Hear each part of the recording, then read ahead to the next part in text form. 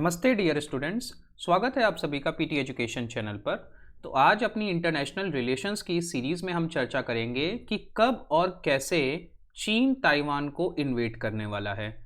जी हाँ, कई military generals जो अलग अलग आर्मीज़ के, जैसे कि कनाडा का एक है Canva review centre defence review, और अमेरिका का जो बाय मंथली जनरल आता है अमेरिकन मिलिट्री के द्वारा, उसमें ये लेख छप चुके हैं कि चाइना जो है उसने जैसे हांगकांग में फ्रीडम्स को कर्व करने का काम किया। अभी हमने देखा कोरोना वायरस पैंडेमिक में कैसे हांगकांग के साथ छल करते हुए 2047 तक जिस हांगकांग पर कोई भी अपने शासन को ना थोपने का चीन ने ब्रिटेन से वादा किया था 1997 की अपनी ट्रीटी में, जिसका जिक्र मैंने कई बार किया है, उसको धता बताते हुए चीन ने वहां पे अपने शासन को लागू कर दिया और वहां पे फ्रीडम को खत्म कर दिया।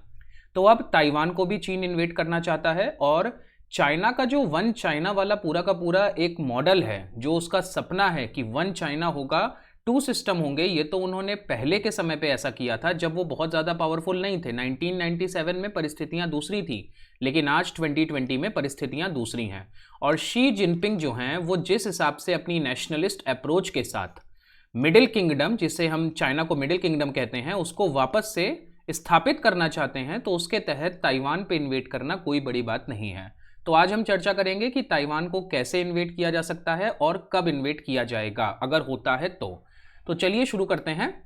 देखिए, सबसे पहले आप मैप में समझिए कि चाइना और ताइवान, ये रहा ताइवान, ठीक है, ये यहाँ पे ताइवान की स्टेट से अलग होता है, इसे फॉर्मोसा की स्टेट बोलते हैं, और बेसिकली ताइवान का पुराना नाम भी फॉर्मोसा था। इसकी कैपिटल है ताइपेई, और यहाँ पे चाइना है, चाइना की कैपिटल बीजिंग है। अब यहाँ पे जो ये गुआंग झाऊ प्रोविंस है ना चाइना का, ये देखिए आप सबसे ज़्यादा प्रॉक्सिमिटी में है ताइवान से। तो इस प्रोविंस में क्या हुआ है कि यहाँ पे लगातार जो नंबर ऑफ सोल्जर्स हैं उनकी संख्या को बढ़ाया जा रहा है, और पिछले 15 दिन में बताया जा रहा है कि इसे डबल किया जा चुका है। याद रखिएगा, ठीक यही चीज़ एलएसी में हुई थी अप्रैल और मई के समय पे, जब भारतीय सैनिक इस बात को समझ नहीं पाए थे, भारतीय सेना के जो उच्च अधिकारी हैं वो इस बात को नहीं समझ पाए कि एलएसी पे चीन इतनी ज़्यादा मिलिट्री की डिप्लॉयमेंट क्यों कर रहा है। और फिर उसका नतीजा क्या था, ये आपने देखा जून 15 और जून 16 की रात को ये चीज़ हमें समझ में आई। तो ऐसे ही यहाँ पे भी मिलिट्री का डिप्लॉयमेंट डबल किया जा चुका है। सैटेलाइट इमेजेस आए हैं, उनसे ये पता चला है। और शी जिनपिंग जो कम्युनिस्ट पार्टी ऑफ चाइना के प्रीमियर हैं, बेसिकली उनको प्रेसिडेंट कहना सही नहीं होगा क्योंकि वो एक पार्टी है, पार्टी ही सब कुछ है, और वो पार्टी के हेड हैं। तो जो पार्टी का हेड है वो आर्मी का भी हेड है, यानी कि पीपल्स लिबरेशन आर्मी PLA का भी वो हेड है। तो शी जिनपिंग पिछले 2 हफ्तों में यहाँ पे 2 बार विजिट कर चुके हैं। यहाँ के जो मरीन कॉर्प्स हैं और साथ ही साथ जो आर्मी के मेंबर्स हैं, शी जिनपिंग ने उनको स्पष्ट कह दिया है कि आप वॉर के लिए तैयार रहिए। ये एकदम पक्की खबर है, इसीलिए इस बात की पूरी पूरी आशा लगाई जा रही है कि ताइवान पे कभी भी इन्वेजन किया जा सकता है। मिशन 2050, तो देखिए चाइना का मिशन 2050 है। हर देश जो होता है वो अपना एक विजन डॉक्यूमेंट जारी करता है। तो चाइना ने 2015 में यहाँ पे शी जिनपिंग का आगमन होता है। शी जिनपिंग के पहले यहाँ पे आपके टोटल 4 राष्ट्रपति हो चुके थे, और एक बार 5 के नाम कोई कमेंट थ्रेड में बता देगा, माओ जेडोंग से लेकर के शी जिनपिंग तक, तो सभी को एक बार रिमेंबर हो जाएगा, याद हो जाएगा। तो शी जिनपिंग के आने के बाद जब 2012 में इनका आगमन हुआ और 2015 आते आते इन्होंने ये डॉक्यूमेंट जारी कर दिया। तो 2015 में इनका डॉक्यूमेंट जो था वो ये था कि 2050 तक जो चाइना है उसका हमें रीजुविनेशन करना है और एक मॉडर्न सोशलिस्ट पावर बनाना है। देखिए, ये भी नहीं कह रहे हैं कि हम एडवांस सोशलिस्ट पावर बनाएंगे, क्योंकि इनको पता है देश की आबादी बहुत ज़्यादा है, 100 करोड़ से ज़्यादा लोग हैं, तो वो इकट्ठे तो अमीर नहीं हो जाएंगे, अमीर होने में समय लगेगा, 30 साल में भी ये चीज़ पॉसिबल नहीं है, लेकिन वो कम से कम मॉडरेटली अमीर हो जाएंगे, वो एक अपर मिडिल क्लास वाले लेवल में आ जाएंगे, भले ही वो बहुत ज़्यादा एडवांस के लेवल में ना आए। आज चाइना की जो पर कैपिटा आपकी इनकम है वो 10,000 से ज़्यादा हो चुकी है, ठीक है, और भारत की ये सिर्फ $1800 है। और अगर आप यहाँ पे कंपेयर करोगे ताइवान से, तो ताइवान की ये $56,000 है। तो अगर आप पर कैपिटा इनकम के हिसाब से देखोगे ना, तो भारत का 5 गुने से ज़्यादा चीन की है, और चीन से 5 गुने से ज़्यादा ताइवान की है। अब जब 2015 में ये पूरा का पूरा विजन डॉक्यूमेंट पेश किया गया था, तो उसमें 14 आइटम्स बताए गए थे जो चीन के इस न्यू एरा, जो एरा 2050 के लिए स्वप्न देखा जा रहा है कि 2050 तक हम ये अचीव कर लेंगे। तो उस एरा को सही बनाने में, सही रूप से स्थापित करने में कौन कौन सी चीज़ें ज़रूरत है, ठीक है। 14 आइटम्स जो थे उसमें। तो उसमें से एक जो था वो ये था कि हमें ताइवान के साथ रीयूनिफिकेशन करना है। अब रीयूनिफिकेशन कैसे होगा? जाहिर सी बात है, चीन ने बहुत सी कोशिश की, अभी हम आगे चर्चा भी करेंगे कि चीन ने क्या क्या किया, और फिर वो फोर्सफुल रीयूनिफिकेशन के लिए अब मजबूर हो चुका है। अब इसके हिसाब से देखा जाए तो कम से कम बीजिंग को 2050 की तो पहले लेना ही लेना है, मतलब 2050 से तो आगे नहीं जाएगा चाइना। क्योंकि देखिए 1949 में चीन में कम्युनिस्ट पार्टी के शासन का एक शुरुआत हुई थी। 1949 में इन्होंने अपनी सिविल वॉर जीती थी, भारत आज़ाद हो चुका था, और माओ जेडोंग ने उस समय जो कुओमिंतांग पार्टी यानी कि जो नेशनलिस्ट पार्टी थी उसके चियान काय शेक को विवश किया था कि वो छोड़ करके ताइवान भाग जाएं। 1949 के 100 साल कब पूरे होंगे? 2049 में पूरे होंगे। और अगले साल 2021 में चाइना की जो कम्युनिस्ट पार्टी है ना, सीपीसी, इसको बने हुए 100 साल हो जाएंगे। ये 1921 में बनी थी। देखिए एक बार आपको जल्दी से मैं पूरा का पूरा ये समझा दूं। देखिए 1917 में सबसे पहले रूस की क्रांति हुई, रशियन रेवोल्यूशन हुआ। आप सभी को पता है रशियन रेवोल्यूशन करने वाले शख्स का नाम व्लादिमीर लेनिन था, ठीक है। हालांकि लेनिन की मौत हो जाती है 1927 के बाद, ये पूरी की पूरी सत्ता आ जाती है जोसेफ स्टॉलिन के पास, जो 1953 तक रहते हैं। तो वो एक अलग चैप्टर है। 1917 में जब ये रशियन रेवोल्यूशन हुआ ना, तो पूरी दुनिया में जो ये सोशलिस्ट क्रांति थी ये फैल गई। भारत में भी जवाहरलाल नेहरू और सुभाष चंद्र बोस जैसे लोग इससे बहुत ज़्यादा प्रभावित हुए, और ये वहाँ मॉस्को जाते भी हैं। जब इस क्रांति के 10 साल पूरे होते हैं 1927 में, तब ये दोनों के दोनों नेता मॉस्को में थे, और ये वहाँ पे कम्युनिज्म के बारे में समझ रहे थे, ये प्लानिंग के बारे में समझ रहे थे। जो आपका प्लानिंग कमीशन है ना, जो नेहरू की देन थी, ये प्लानिंग कमीशन के हिसाब से आज भी चाइना काम करता है। 5 साल का 5 ईयर प्लान होता है इनका।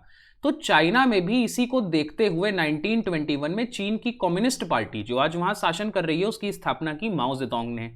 1921 के 100 साल पूरे हो रहे हैं 2021 में, इसलिए ये माना जा रहा है। और कोरोना वायरस पैंडेमिक में तो समय भी चीन के पास बहुत अच्छा है। अमेरिका भी इस समय कमजोर है, और पश्चिमी देश भी इस वायरस से फाइट कर रहे हैं। अभी आप देख रहे हो कि यूरोप में कैसे सेकेंड वेव आ गई है, फिर से लॉकडाउन्स लग गए हैं। तो चाइना के लिए मौका बहुत अच्छा है। तो चाइना भी सोच रहा है कि मौका देख करके चौका मार लो और यहाँ पे ताइवान को फोर्सफुली रीयूनिफाई कर लो। अब ये जो पूरा का पूरा ग्रेट रीजुविनेशन प्लान है, ये बिना ताइवान के तो पूरा ही नहीं हो सकता, और चाइनीज नेशन की कल्पना भी नहीं की जा सकती है, इसीलिए ये चीज कही जा रही है। अब देखिए क्या कारण है कि फोर्सफुल रीयूनिफिकेशन हो रहा है। क्यों आज तक चाइनीज जो थे, मतलब चाइना के जो शासक थे, वो चाह करके भी ताइवानियों का दिल नहीं जीत पाए। याद रखिएगा दोनों जगह, दोनों देशों में 95% हैन चाइनीज रहते हैं, यानी कि एक ही नस्ल के लोग रहते हैं। ऐसा नहीं है कि कोई और धर्म को मानने वाले, कोई और संप्रदाय को मानने वाले लोग रहते हैं। देखिए 1950 से बहुत सी इकोनॉमिक मदद की इस आइलैंड की चाइना ने, ठीक है। इकोनॉमिक रूप से जब भी जरूरत पड़ी ताइवान को तो बहुत मदद की, लेकिन फिर भी वो लोगों के दिलों को और उनके दिमाग को नहीं जीत पाया, ठीक है। और इसके साथ ही साथ जो क्रॉस स्टेट रिलेशंस हैं वो डिटोरिएट होते चले गए, बहुत ज़्यादा नुकसान हुआ। अब ताइवान के बारे में आपको बता दूं, ताइवान तो 1980s और 1990s तक एक ही पार्टी के हिसाब से चलता था। कौन सी पार्टी? जो चियांग काय शेक की पार्टी थी। फिर यहाँ पे धीमे धीमे डेमोक्रेसी अशर होती है। ताइवान में भी कुछ दल ऐसे हैं दोस्तों जो चाहते हैं कि चीन के साथ उनके अच्छे संबंध हों, लेकिन जो अभी ताइवान की राष्ट्रपति हैं, जो इस बार दोबारा चुन करके आई, जाई इंग वेन, ठीक है, ये एकदम से एंटी चाइना है। और जब इनका दोबारा चुनाव हुआ इतने रिकॉर्ड मतों के साथ, तो चाइना को भी ये बात समझ में आ गई कि ताइवान की जो ओरिजिनल जनता है वो हमसे डरती है। वो इसीलिए जो एंटी चाइनीज लीडर है उसको सपोर्ट कर रही है। अब एक समस्या ये भी है कि 1949 से लेकर के 2020 ये हो गए पूरे आपके 71 साल। तो 71 साल में आपकी कितनी पीढ़ियां निकल गई? अगर आप 18 ईयर्स को एक जनरेशन मानो ना, तो आपकी 4 जनरेशन लगभग 72 ईयर्स पे होंगी, तो 4 जनरेशन आपकी निकल चुकी हैं। तो जैसे जैसे ये जनरेशन पास होती जाएगी, नई जनरेशन आती जाएगी, उसको क्या पता होगा कि हमारे दादा या दादी पहले चाइना में रहते थे, हम पूरा एक ही पूरे देश के हिस्से में थे। तो जो आइडेंटिटी है ना चीन की, वो कमजोर होती चली जाएगी, और हर जनरेशन यही सोचेगी कि we are Taiwanese, we are not Chinese, we are Taiwanese, we are different.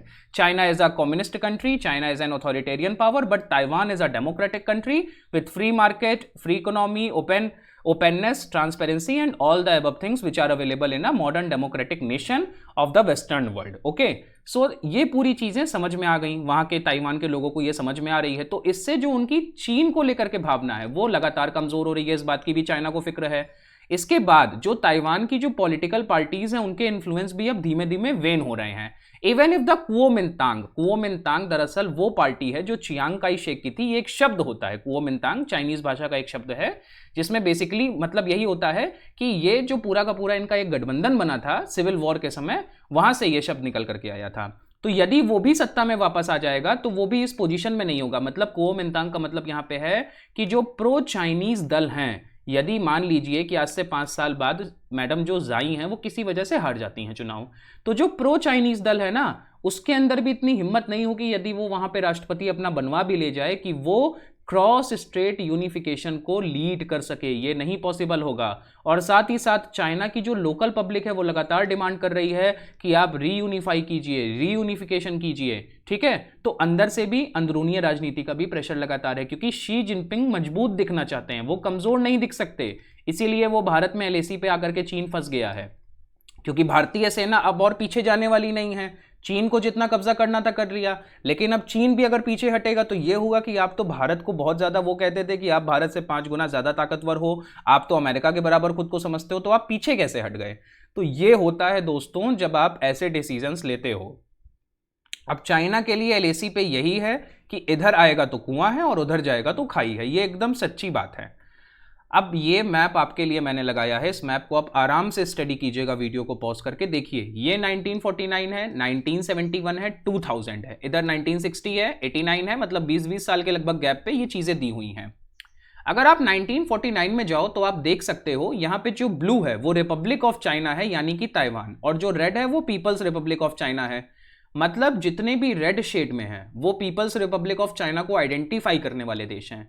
1949 की बात करें, जब आपका पीआरसी बना था, यानी कि रिपब्लिक ऑफ चाइना के जो चियांग काई शेक थे वो भाग के ताइवान चले गए थे। तो आप देख लो विश्व में जितने भी आपके वेस्टर्न वर्ल्ड है, अमेरिका है और वेस्टर्न यूरोप है, साउथ अमेरिका है, भारत है, ये सारे के सारे आरओसी को ओरिजिनल चाइना मानते थे। रूस लेकिन फिर भी पीआरसी को मानता था। फिर सिचुएशन बदलती चली गई, 1960 आते आते भारत ने माना। इसमें एक जो मेजर पुश है ना वो आप देखोगे 1971 के बाद। 1971 में ही चीन और अमेरिका के बीच में संबंध स्थापित हुए, जिसके बाद वेस्टर्न वर्ल्ड ने भी धीमे धीमे वन चाइना पॉलिसी को माना। तो आज कोई भी देश अगर ताइवान के साथ कोई भी डील करता है ना तो चाइना उसका अपोज करता है। चाइना क्यों अपोज करता है? चाइना कहता है कि भैया आप तो वन चाइना को मान रहे हो ना, तो अगर आप ताइवान को भी अपनी एक सेपरेट स्टेटस दे रहे हो तो मतलब आप हमारी सॉवरेनिटी पे हमला कर रहे हो। अब जैसे भारत है तो भारत की सरकारी कंपनी ताइवान की जो सरकारी कंपनी है जो सेमीकंडक्टर इंडस्ट्री में दुनिया में टॉप पे आ चुकी है, इंटेल को भी पिछाड़ चुकी है, तो उसके साथ एक डील करना चाहती है कि भारत में भी सेमीकंडक्टर्स बने जो किसी भी मशीन का ब्रेन होते हैं, मेमोरी होते हैं। तो इसको भी चाइना ने विरोध कर दिया। अभी तक ये कंफर्म भी नहीं हुआ था कि भारत ने ऐसा कुछ किया, अभी तक कोई ऑफिशियल स्टेटमेंट नहीं आया था, सिर्फ मीडिया में खबरें आई, लेकिन चाइना के फॉरेन मिनिस्टर और उनके फॉरेन सेक्रेटरी आकर के इस बात का विरोध कर रहे हैं। तो आप समझ जाइए कितने ज्यादा इसमें कारण जो है वो बहुत ज्यादा खतरनाक है। चीन इससे बहुत डरता है। अब प्रश्न ये उठता है कि चाइना इन्वेड कब करेगा। तो चलिए आपको बताता हूं। देखिए, जब तक यूएस नेवी मौजूद है ताइवान के स्ट्रेट में, तब तक चाइना डायरेक्टली तो कोई भी लड़ाई नहीं लड़ने वाला है अमेरिका से। और चाइनीज लीडर्स का भी ये लगातार मानना रहा है कि ताइवान को भाई अगर लेना पड़ेगा तो वो तो बल के आधार पर लेना पड़ेगा। जब से शी जिनपिंग पावर में आए हैं तो पार्टी की ये विश रही है कि पीएलए को लगातार बैटल के लिए रेडी बनाओ। भाई एलएसी में चाइना फंसा हुआ है भारत के साथ, साउथ चाइना सी में जापान के साथ, अमेरिका के साथ, वियतनाम के साथ, ताइवान स्ट्रेट में ताइवान के साथ। तो आर्मी का जो पहला टारगेट है, मैंने हमेशा से कहा है कि ईस्ट का जो चाइना का हिस्सा है, यानी कि ईस्टर्न पार्ट जो साउथ चाइना सी है, वो उनका प्राइम ऑब्जेक्टिव है। उनका प्राइम ऑब्जेक्टिव वेस्ट में मौजूद भारत नहीं है, ना हिमालय की चोटियों से गुजर करके उन्हें भारत पे हमला करना है। उनका जो घर है वो तो ये है। ये तो आप समझ लीजिए कि उनका एक अलग से प्लॉट है जिसपे वो थोड़ी बहुत चिंता कर सकते हैं। आप जहां रह रहे हो आप वहां की पहले चिंता करोगे ना कि आपका घर ठीक रहे। आप दूसरे प्लॉट की चिंता तब करोगे जब आपका घर एकदम 100% सिक्योर है। तो जब तक यहां पे अमेरिका बैठा हुआ है, जब तक यहां पे जापान बैठा हुआ है, जब तक यहां ताइवान परेशान करने के लिए बैठा हुआ है, जब तक यहां पे साउथ कोरिया बैठा हुआ है, जब तक यहां पे वियतनाम बैठा हुआ है, जब तक यहां पे फिलीपींस बैठा हुआ है, इतने देश हैं, ठीक है। जब तक ये सब यहां पे बैठे हुए हैं तब तक चाइना रात की नींद उसकी पूरी नहीं होगी। वो पहले यहां का ध्यान देगा, फिर वो भारत को आएगा हराने के लिए, क्योंकि रह तो उसकी पूरी जनसंख्या यहां पे है ना, खतरा तो उसे यहां पे है। तो कोई शी जिनपिंग के बारे में कुछ भी सोचे, लेकिन ये बात तो कंफर्म है कि जब से ये बंदा आया है तब से वो नेशनलिस्ट प्राइड के लिए काम कर रहा है। अब उनका नेशनलिज्म अलग हो सकता है। देखिए, जब मैं नेशनलिज्म की बात करता हूं ना तो हर देश का अपना एक नेशनल इंटरेस्ट होता है और हर देश अपने नेशनल इंटरेस्ट के हिसाब से काम करता है। इंटरनेशनल रिलेशंस में नेशनल इंटरेस्ट की कोई परिभाषा नहीं है। जब नेपोलियन ने हमला किया था तो उसने यही कहा था कि मैंने फ्रांस के नेशनल इंटरेस्ट में किया, और जब हिटलर का पूरा नाजी युग आया था तो भी उसने कहा था कि मैंने जर्मनी के लिए किया। तो नेशनल इंटरेस्ट की कोई परिभाषा नहीं है। आपके देश में आपके लिए जो कुछ भी सही है वो नेशनल इंटरेस्ट है। जनता आपका समर्थन कर रही है, भले जनता पागल होकर के समर्थन कर रही हो, that doesn't matter, national interest वो हो गया आपका। ठीक है, बस आपको दिखाना है एक रबड़ स्टैम्प की तरह कि जनता हमारे साथ है। तो इसीलिए जब से शी जिनपिंग आए हैं तो उन्होंने अपना जो चाइनीज ड्रीम है वो लगातार सेट करके रखा है। चाइना की ग्लोबल स्टेचर को लगातार बढ़ाने के लिए शी जिनपिंग काम कर रहे हैं। और हैन चाइनीज, हैन ये जो शब्द है ये हैन डायनेस्टी से आया है, और टैंग डायनेस्टी, उनके समय पे चाइना का जो स्टैचर था उसको वापस लाने की कोशिश कर रहे हैं। और ताइवान को बिना मिलाए तो ये काम पॉसिबल नहीं होना है। अब देखिए आपको कुछ और चीजें यहाँ पे बताऊं। देखिए अभी फिजी में क्या हुआ। फिजी एक छोटा सा आइलैंड कंट्री है पैसिफिक में। फिजी की कैपिटल आप मुझे बताओगे कॉमेंट थ्रेड में। तो ताइवान को ऑफिशियली रिकॉग्नाइज करने वाले अब कुछ केवल आइलैंड नेशंस बचे हैं। कुछ आइलैंड हैं पैसिफिक ओशन में, कुछ हैं सेंट्रल अमेरिका के देश जैसे कि होंडुरास देश है, ऐसे कुछ और देश हैं। अभी क्या हुआ कि किरीबती, एक देश है किरीबती और दूसरा है सोलोमन आइलैंड्स। किंग सोलोमन के नाम पे इजराइल के राजा थे, तो इनके नाम पे दो आइलैंड्स हैं। इन्होंने क्या किया कि ताइवान के साथ अपने रिश्ते पिछले साल खत्म कर दिए। तो अमेरिका को एंटर करना पड़ा कि ऐसा है भैया, जो अब छोटे मोटे देश हैं, जो आइलैंड्स बचे हुए हैं, वो ताइवान के साथ अपने रिश्ते सुधार के रखें। देखिए अमेरिका या वेस्टर्न वर्ल्ड या भारत कोई भी चाइना को इतना नहीं नाराज कर सकता है कि वो ताइवान को ऑफिशियल स्टेटस दे दें। ताइवान को भी ये बात पता है, लेकिन ताइवान को तो इतना चाहिए ही नहीं। ताइवान को तो सिर्फ थोड़ा बहुत सपोर्ट चाहिए। अब अमेरिका और ताइवान के बीच में लगातार डील चल रही है, लगातार दोनों के बीच में मिलिट्री हथियारों की साझेदारी हो रही है। अमेरिका काफी सप्लाई कर रहा है। यूएस की कांग्रेस से एक बहुत बड़ा जो पैकेज है जो ताइवान को हथियारों की सप्लाई करने के लिए है, वो जैसे ही पास होगा ताइवान के पास अच्छे खासे जेट प्लेन्स और टैंक्स आ जाएंगे। हुआ क्या कि मैंने आपके लिए एक वीडियो बनाया था 10 अक्टूबर को, मैंने बताया था कि ताइवान का नेशनल डे था। तो नेशनल डे फिजी में मनाया जा रहा था, और फिजी जो है वो ऑफिशियली रिकॉग्नाइज करता है ताइवान को, और वो चाइना को भी रिकॉग्नाइज करता है। तो वहां पे जो चीनी डिप्लोमेट्स थे ना, इन्होंने क्या किया कि ताइवान का जो काउंटर पार्ट था, डिप्लोमेट था, उसके साथ स्कफल किया। चाइना की एक पॉलिसी रही है वॉल्फ वॉरियर्स की। इसका मतलब क्या होता है कि हम भेड़िए हैं, वॉल्फ मतलब भेड़िया, सिंपल सा। और इसका पूरा का पूरा मतलब यह है कि we are the wolfier and we are the warriors. मतलब भेड़िया जो है वो चाइना है यहाँ पे, जो चाइना के हिसाब से है, और वही वॉरियर्स हैं। तो उनकी ये लगातार पॉलिसी रही है। और ताइवान ने यही कहा कि ये जो वॉल्फ वॉरियर्स की आपकी जो डिप्लोमेसी है ना, कि आप अकेले अपने आप को लोन वोल्फ समझ लेते हो कि इस जंगल में अकेले भेड़िए आप ही हो। जाहिर सी बात है जंगल में शेर नहीं होगा, क्योंकि शेर होगा तो वो तो भेड़िए को खा जाएगा। बट यहाँ पे इस जंगल के नियम ये हैं कि सबसे ज्यादा पावरफुल वोल्फ है। तो इस पॉलिसी को बहुत ही ज्यादा विरोध किया गया। चीनी डिप्लोमेट्स ने सीधे ताइवान के डिप्लोमेट्स को के साथ हाथापाई की है, और जो वो ताइवानीज डिप्लोमेट था वो हॉस्पिटलाइज्ड हो गया। तो आप सोच लीजिए ये कितने ज्यादा खतरनाक हैं। अब इसके अलावा चाइना ने क्या किया है, चाइना ने अपने इस प्रोविंस, अपने बॉर्डर पे ताइवान के साथ काफी, जो उनके पास DF-17 हाइपरसोनिक मिसाइल है। हाइपरसोनिक में मार्च नंबर और वो उसका रेशियो जो ऑब्जेक्ट की स्पीड होती है वो कितना होता है, कोई मुझे बताए कमेंट थ्रेड में। तो हाइपरसोनिक मिसाइल है DF-17। इसके अलावा S-400 मिसाइल सिस्टम जो रशिया ने दिया है और जो भारत भी परचेज कर रहा है। इसके साथ J-20 वॉर प्लेन्स, इन सबको तैयार करके रखा है ताइवान के लिए। इसके बाद 2 बार तो शी जिनपिंग ट्रेवल कर चुके हैं, ये भी मैंने आपको बताया। ताइवान के जो डिफेंस मिनिस्टर हैं, डिफेंस मिनिस्टर यानी कि रक्षा मंत्री हैं जोसेफ वो, इनका मानना है कि पहली बात तो ताइवान एबल है कि वो डिफेंड कर सकेगा अपने आप की, अपनी सिक्योरिटी को। देखिए ताइवान जो है वो हांगकांग नहीं है, ताइवान एक इंडिपेंडेंट कंट्री है। वो हांगकांग की तरह चाइना के एकदम प्रॉक्सिमिटी में नहीं बैठा है, वो अच्छी खासी स्ट्रेट को पार करके बैठा है, और उसके पास भी बहुत से वॉरियर्स हैं, और अच्छी खासी उनकी आर्मी भी है, उनके पास इक्विपमेंट भी है, उनके पास पैसा है। 50 से 60 हजार डॉलर रुपए वो कमा रहे हैं। उनके यहाँ एक एवरेज जो ताइवानीज है, उनके कनेक्शन है पूरी दुनिया में। उनकी कुछ ऐसी कंपनीज हैं जो पूरी दुनिया में कहीं पे नहीं है, जैसे कि ताइवान की जो स्टेट कंपनी है सेमीकंडक्टर की।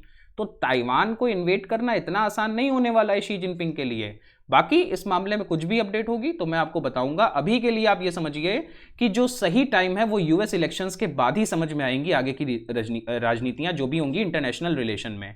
अब इंटरनेशनल रिलेशन में जो भी अपडेट होगी वो 3 नवंबर के बाद ही आपको समझ में आएगी, यानी कि आज से 15 दिनों के बाद, लगभग 10 से 12 दिनों के बाद, जब अमेरिका के राष्ट्रपति चुनाव के नतीजे आ चुके होंगे वोटिंग के बाद, और फिर समझ में आएगा कि पूरी दुनिया में क्या होने वाला है ना। तो अमेरिका के चुनाव के नतीजे जब भी आएंगे हम उस पर एक पूरा का पूरा वीडियो अपडेट लेकर के आएंगे आपके लिए, आपको समझाएंगे कि हुआ क्या, क्योंकि अमेरिका में भी सिस्टम थोड़ा सा गड़बड़ है प्रेसिडेंशियल में। जैसे पिछली बार पहले हिलेरी क्लिंटन जीत रही थी लेकिन आखिरी में डोनाल्ड ट्रंप जीत गए थे। तो ऐसा कोई धमाका ना हो जाए कि ट्रंप हारते हारते जीत जाए, वरना अभी तक के हिसाब से बाइडेन जीत रहे हैं, ये आप समझ लीजिए। बाकी इस पे हम फिर चर्चा करेंगे। टीम पीटी की तरफ से ये रिसोर्सेज आप ही के लिए हैं, आप इनमें एनरोल कीजिए और इनका लाभ उठाइए। अपने कमेंट्स से आप लगातार हमारा प्रोत्साहन करते रहिए, हमें मोटिवेट करते रहिए। वीडियो को अगर व्यू कर रहे हैं तो लाइक ज़रूर कीजिए, लाइक करने में कुछ भी आपका नहीं जाएगा, लेकिन हमारे लिए वो एक बूस्टर का काम करेगा। तो boost is the secret of our energy, सभी को पता है। तो वो हमारे लिए बूस्टर बन जाएगा, बूस्ट बन जाएगा, इसलिए आप उसमें हमारा सहयोग करें और लगातार अपने सजेशंस देते रहें। जब भी ये रेगुलर अपडेट्स नहीं होंगे तो मैं आपके सजेशंस के आधार पे ही वीडियोस लेकर के आऊँगा, और बाकी अपनी तरफ से तो जो भी पॉसिबल है मैं पूरे एफर्ट्स कर रहा हूँ। और अगर मेरे एफर्ट्स में कोई कमी है तो ये भी कमेंटेड में बताइए, भैया बताएंगे तभी तो सुधारूंगा ना, ऐसे तो नहीं सुधार पाऊंगा। तो चलिए इसी के साथ इसको समाप्त करते हैं, हम फिर मिलेंगे एक नए टॉपिक के साथ। तब तक के लिए नमस्ते, जय हिंद।